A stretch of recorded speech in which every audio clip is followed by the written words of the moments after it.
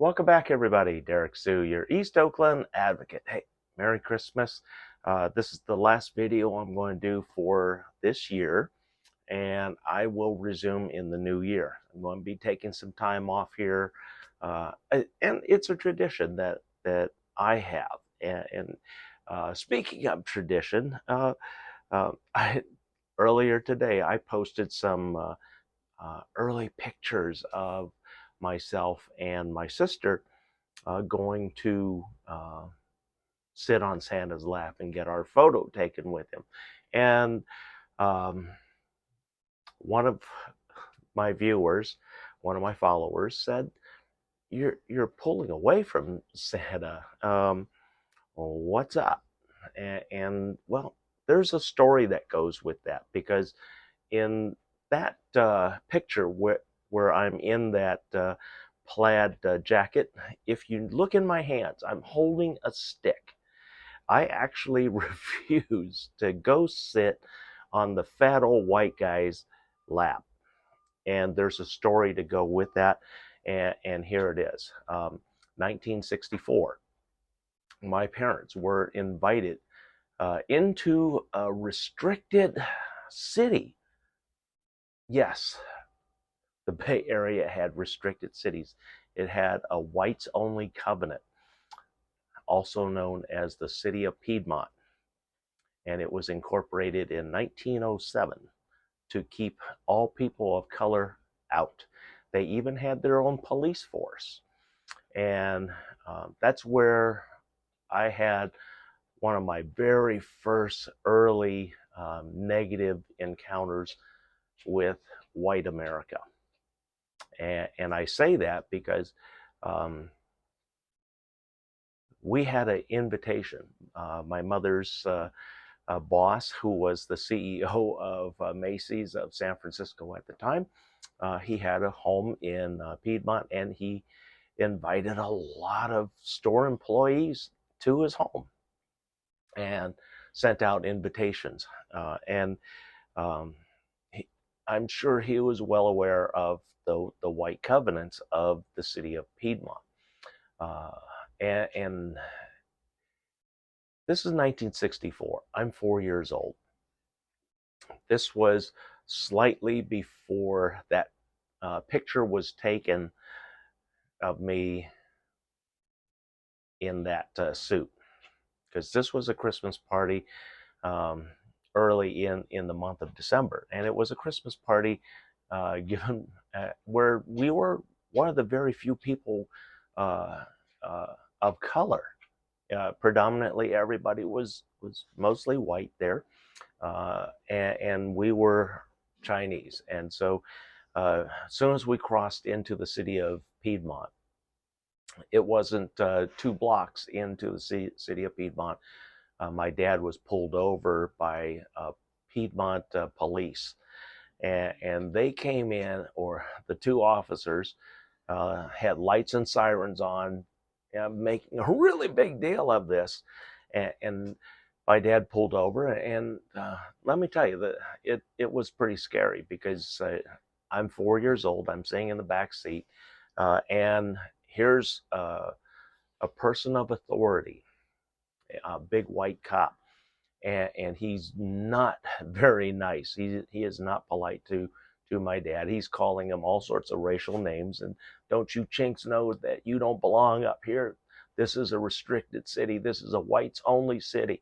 I could arrest you and throw all of you in jail. And my dad, can I speak? And the officer, what do you have to say, chink? And my dad handed him the invitation to the party. And the police officer was not happy with that. And so he's looking at that. He's in a state of disgust. And that's the times back then. This was 1964. And so that set up my experience dealing with white people for the future. And that's why I wrote that comment in my Facebook page. If you go there and look, I made a comment about how that affected all my Christmases into the future. And I say that because it was a very scary time. Here's a person, he's making really horrible threats, making a lot of racist comments without any kind of filter, and he could get away with it because that was the time. And then when he told my dad to go straight to the address on the invitation, which we did. It was only a few more blocks away, and he was going to have a talk with the owner, the homeowner, and make sure that they were aware that this was a whites only city, the city of Piedmont. This is 1964. This is just at the start of civil rights. We also had Vietnam going at the same time. So a lot of things were going on, and um, it was a very confusing and very scary time if you were a person of color.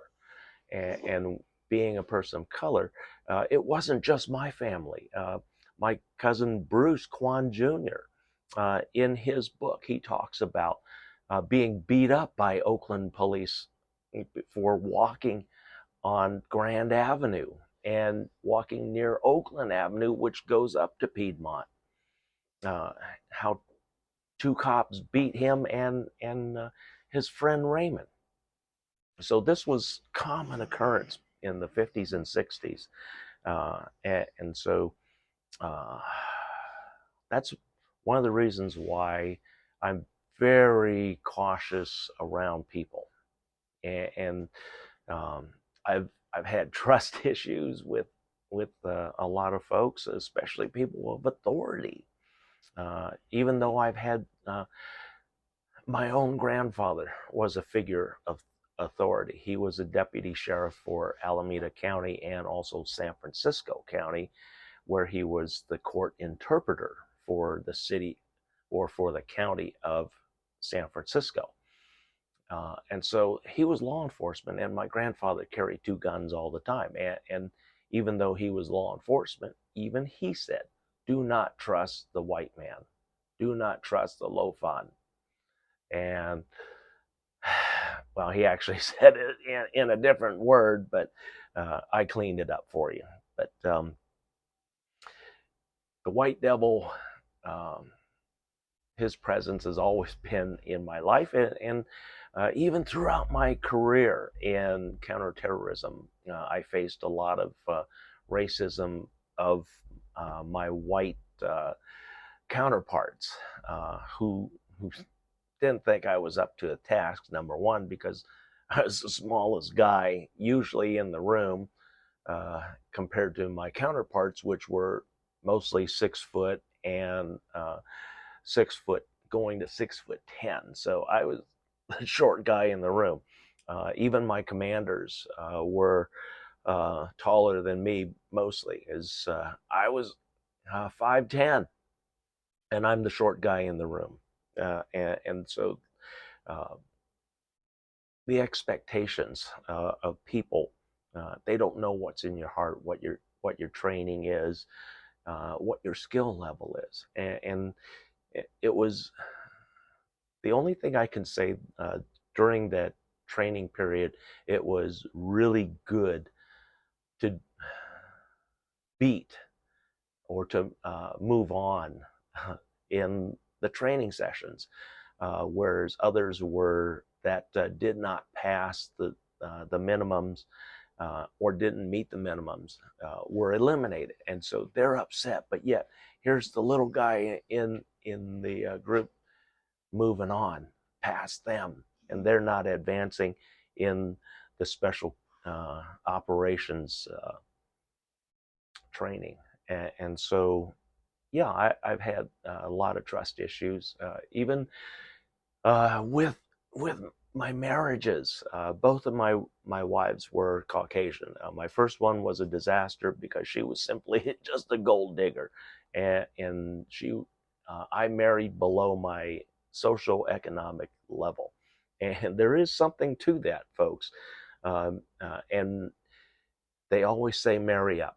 and so that's what I did with the second wife. My second wife, uh, while she wasn't really racist, it was the racism that of her family, mostly from her mother. Her mother and I never got along, and uh, in quiet conversations, uh, I understood her point, but yet it was a point that was old and racist. And here's what it was: she grew up in a time back in the 20s, where when she was born, and um, actually even earlier than the 20s. I think it was early 1900s, and because she just passed away this year. My former mother-in-law passed away back in July of this year, and she was 93, I think it was. I have to look it up. But anyway, her and I never got along, and here's her way of thinking. She grew up in a time when racism was very prevalent, and white people did not uh, uh, marry people of color. And there was an actual law on the books in the United States that stated a white woman that married a Asian man, any Asian man, loses all her rights. Yeah, that actually happened, and so she would the woman would become uh, as poor as the husband, and the state, the city, the county would not support them in any fashion. There's no welfare available. There's no such thing as welfare back then, because this was pre uh, um, Depression era thinking, and so that's what I had to deal with, growing or going through that marriage with my second wife. Her husband, what her former husband, wasn't so much a racist, but he was a very violent outlaw, or former outlaw biker. His son was an outlaw biker out of the state of Washington, and so there was, he was very violent, and that's why she left him, and that's how um, she got her son. He actually ended up raping her, and she had already had some previous abortions. She realized that if she did not do this one, the chances of her in the future having um, children could be in jeopardy, because she was getting older, and this would have been her third termination. And so things like that add up and cause issues down the line. But Pete was, like I said, wasn't so much a racist. He was just a violent person until he encountered me. He tried to intimidate me. In fact, my previous wife warned me that the last two guys that she had dated, he literally put them in the hospital. He kicked down their door and beat the fuck out of them. And I said, well, I'd like to see him try. And she says, well, he also carries a gun. I said, I do too. And but I carry mine legally. So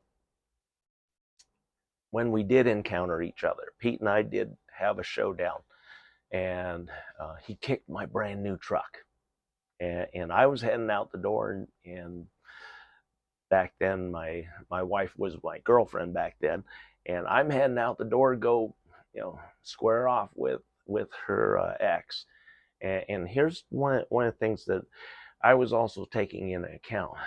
Pete was 16 years older than my girlfriend, who ended up being my second wife. And my second wife was 10 years older than me. Yeah, that's 26 years difference. He was the same age as my dad. And so one of the things that I started thinking about is like, yeah, it's like whooping my dad's ass, and just that this guy's a whole lot bigger and a whole lot meaner. And I've already heard about his fighting style from my girlfriend. So, but he got the message, you know, in our, because um, while he had a gun, I had a gun, but he got to see mine up close and personal while I had him down on the ground. And I told him, next time I'm pulling the trigger, because I've got you. I got you with a gun on your person, and you're not legal for carry. And Pete had a lot of illegal guns. In fact, he was buying getting all of his weapons from uh, sources. Like I said, he was an outlaw biker. He had a friend and a resource in Montana, and that resource carried a CCW, an FFL CCW, just like me. But he wasn't, you know, an ethical FFL, and that's what happens sometimes. And so Pete, while he wasn't supposed to be carrying, because he had been convicted of several violent crimes, he wasn't supposed to carry, and he wasn't supposed to have weapons in his possession, but he always had one. And probably the only weapon that I really was interested that Pete had was a cane shotgun. Yeah, that was the only coolest thing that I ever saw that he had out of his arsenal. But anyway, you look at how I sat on Santa's lap, and somebody did point out and said, "Well, you were pulling away from Santa. What's up with that?" And I said, "Yeah, well, that's why, because just a few days before, we had that negative encounter with that Piedmont cop, and I didn't want to go sit on the guy's lap, and it took even the people there, the photographer and everybody else was saying, why doesn't he want to go sit on Santa's lap? Well, that was because I had such a nasty event by a white person, and a big white person.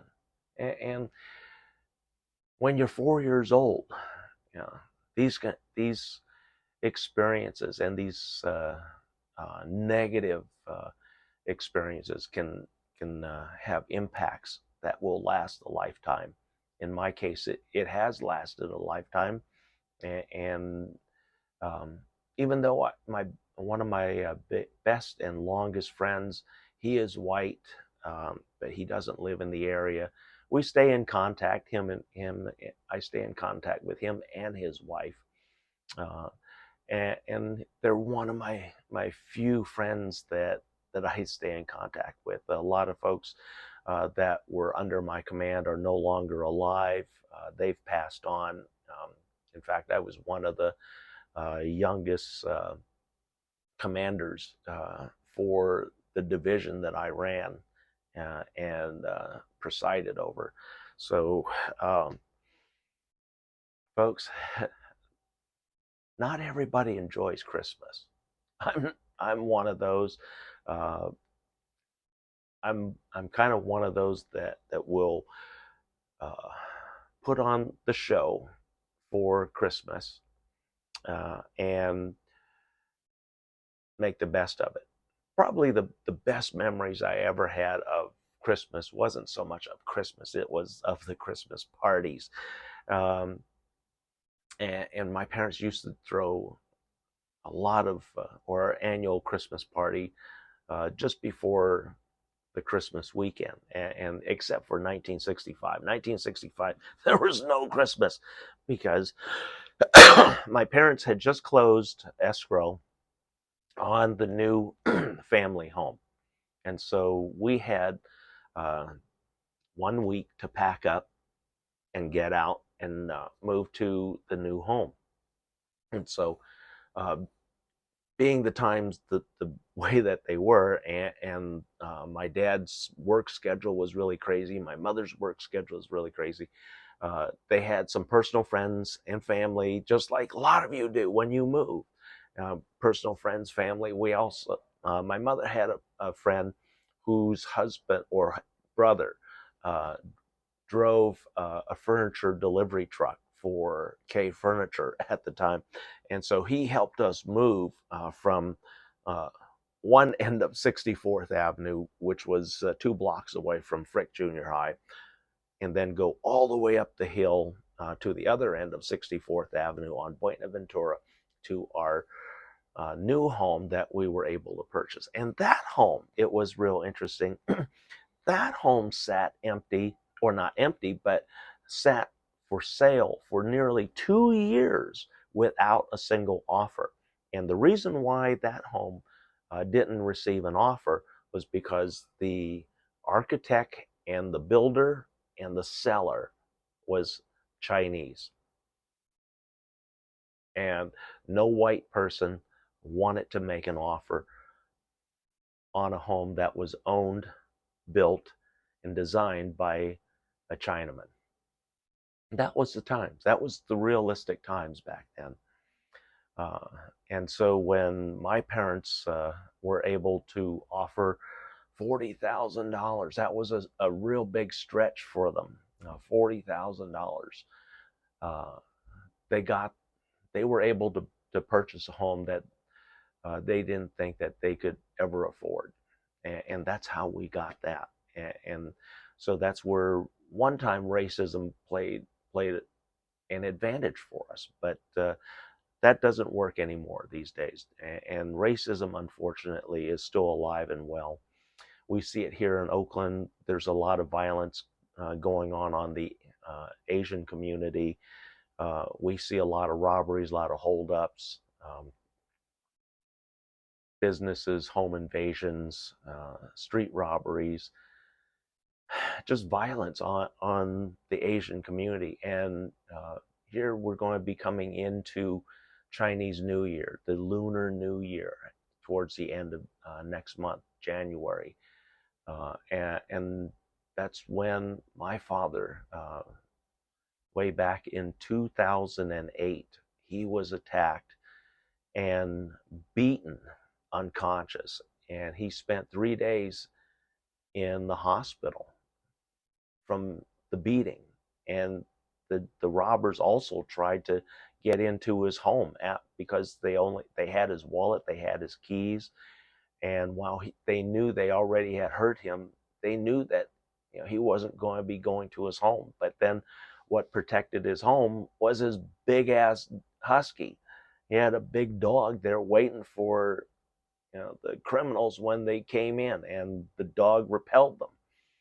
Because that's a very big wolf-like dog, and they're very protective of their territory. And it was my sister who found that out because she still lived close by. She was about an hour away. I was on the other side of the country in North Carolina, and I had just gotten the news that I was bankrupt. So a lot of things hit me at the same time. And I was, number one, mad at my financial institutions, which were all Caucasian folks, were my advisors, and now I'm bankrupt and have no money and no means. So yeah, I do have a lot of trust issues with white folks, and I have very few issues with people of color because I know where they're coming from. So anyway, I just wanted to wish you a Merry Christmas and Happy New Year, and we'll see you in the new year.